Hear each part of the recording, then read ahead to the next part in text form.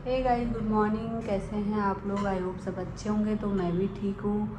तो सर्वप्रथम तो आप लोगों को पर्यावरण दिवस की बहुत बहुत शुभकामनाएं। तो आज है नेशनल इन्वायरमेंटल डे। और जैसे कि आप लोग जानते ही हैं कि हर साल हम इन्वायरमेंटल डे पे प्लांट लगाते हैं।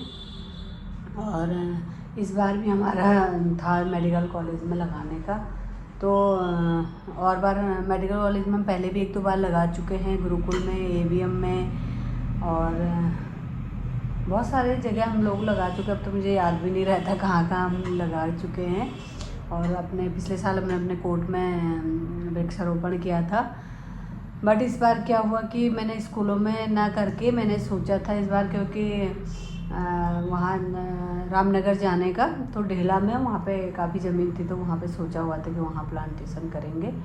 बट क्या हुआ कि मेडिकल कॉलेज से प्रोफेसर मैडम है, उनका मुझे आ गया है करीब 1 हफ्ते पहले फ़ोन कि मैम इस बार आप हमारे वहाँ प्लांट लगाइए, हमारे वहाँ ज़रूरत है पौधों की, तो आप अपनी टीम को लेकर आइए। तो मैंने कहा ठीक है। तो हमारा विचार था आज वहाँ वृक्षारोपण करने का।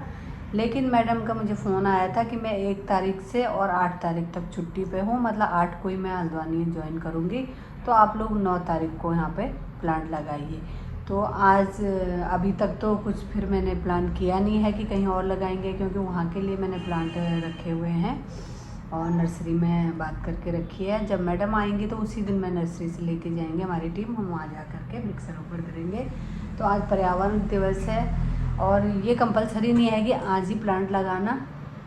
अगर आप लोग 1 साल का इंतज़ार नहीं करते तो आज ऐसी नौबत नहीं आती। 50+ जो टेम्परेचर जा रहा है, ये सब इसी का नतीजा है, क्योंकि वृक्षारोपण कोई कर नहीं रहा है और जंगल के जंगल जल रहे हैं, सारे प्लांट कट रहे हैं, जगह जगह प्लॉटिंग हो रही है। जहाँ जहाँ पेड़ पौधे से सारे पेड़ कट चुके हैं, प्लॉटिंग हो चुकी है, घर बन चुके हैं, इतना ज़्यादा पॉल्यूशन हो चुका है, तो पर्यावरण दूषित तो ऐसे ही हो रहा है। तो देखो स्थिति ऐसे आ रही है, तो आप लोग अच्छे से समझ सकते हैं और सभी समझदार हैं, देख रहे हैं क्या क्या हालात है। उत्तराखंड में ये हालात है तो बाहर तो बहुत ज़्यादा स्थिति ख़राब है। दिल्ली, मुंबई, इन जगह देखो कैसी हालत ख़राब है।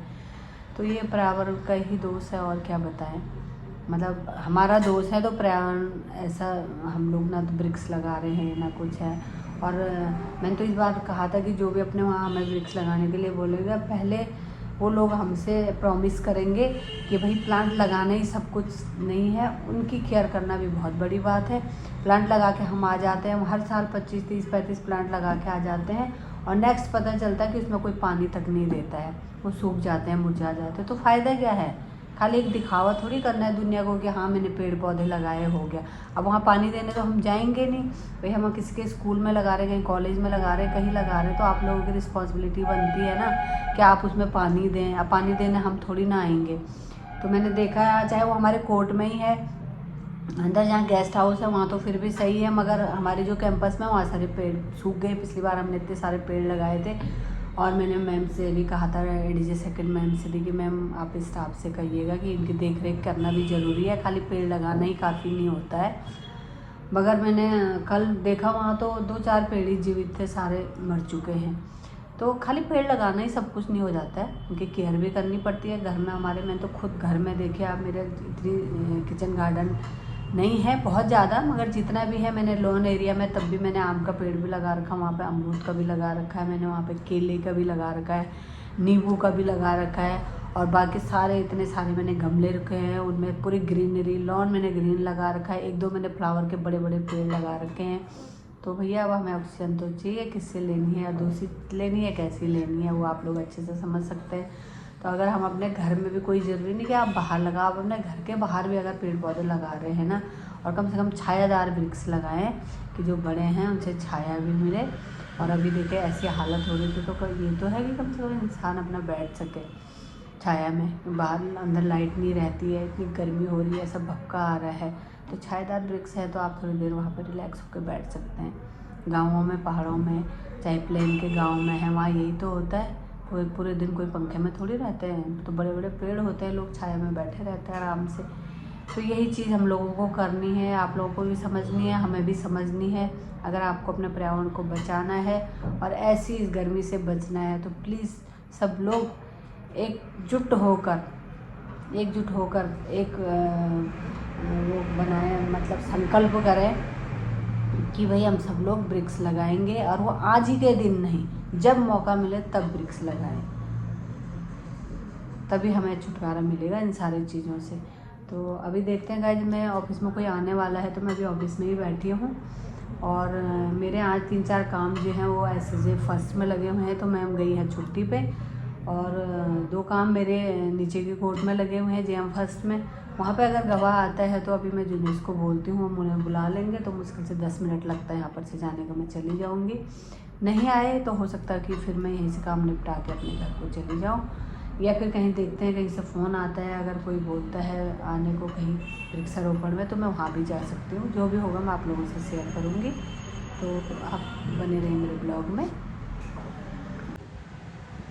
तो गाइस, जो क्लाइंट मेरे आने वाले थे वो आ चुके थे, उसके बाद भी फैमिली मैटर आ गया था।